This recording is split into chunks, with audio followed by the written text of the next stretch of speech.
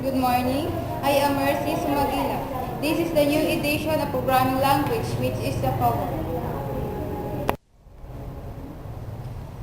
Cobol is a high-level programming language first developed by CUDA-SIL Committee, Conference on Data System Language in 1960. Since then, responsibility for developing new Cobol standard has been assumed by the American National Standard Institute or ANSI. Three ANSI standards for Cobol have been produced in 1968, 1974, and 1985. A new Cobol standard introducing object-oriented programming to Cobol is due within the next few years. The acronym of Cobol is Common Business-Oriented Language. As the expanded acronym indicates, Cobol is designed for developing business, typically file-oriented application. It is not designed for writing system program. For instance, you would not develop an operating system or a compiler using Cobol. And let's have now the history of Cobol, and it will be reported by Ms. Josephine. Thank you, Mers, and this is now the history of Cobol. Cobol means Common Business-Oriented Language, was one of the earliest high-level programming language. It was developed in 1959 by a group of computer professionals called the Conference Data System Language or CODISAIL. Since 1959, it has undergone several modifications and improvements. In an attempt to overcome the problem of incompatibility between different versions of Cobol, the American National Standard Institute or ANSI developed a standard form of the language in 1968. This version was known as American National Standard or ANSI Cobol. In 1974, ANSI published a revised version of ANSI Cobol containing a number of features that were not in the 1968 version. Back to you, Mers. The continuation of the history of Cobol will be reported by Jeannie Lynn Velasquez. Jen? Thank you, Mers. And this is now the continuation of the history of Cobol. In 1985, ANSI published still another revised version that had new features not in the 1974 standard.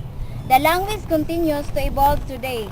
Object-Oriented Cobol 97, which is the fourth edition in the continuing evolutions of ANSI or ISO standard Cobol. Cobol 97 conventional improvements as well as object-oriented features like the C++ programming language. Object-oriented Cobol complies are the available even as the language moves towards standardization. This is Jeanine Velasquez report. Thank you, Ms. Josephine. And these are the history of Cobol. And let us now go to the features of Cobol, to be reported by Sarami Labisaris. Sir?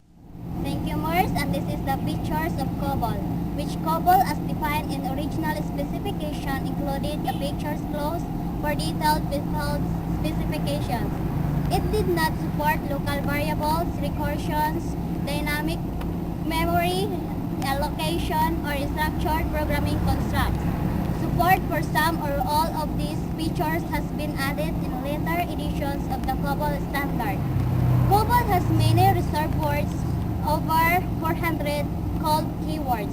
The original Cobol specification supported self-modifying code via the famous alter X to proceed to Y statement. This capability has since been removed.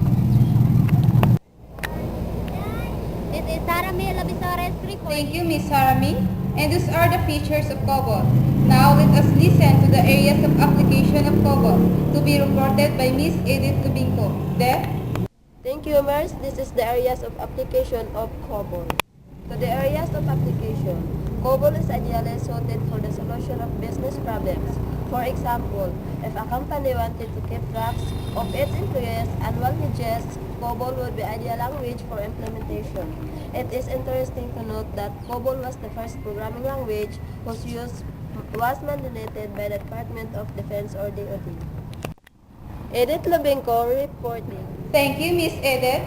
Now let's adjourn our newscasting, and thank you for listening and supporting our program. This is Mercy Sumagila, the newscaster. Thank you, more power, and God bless you all.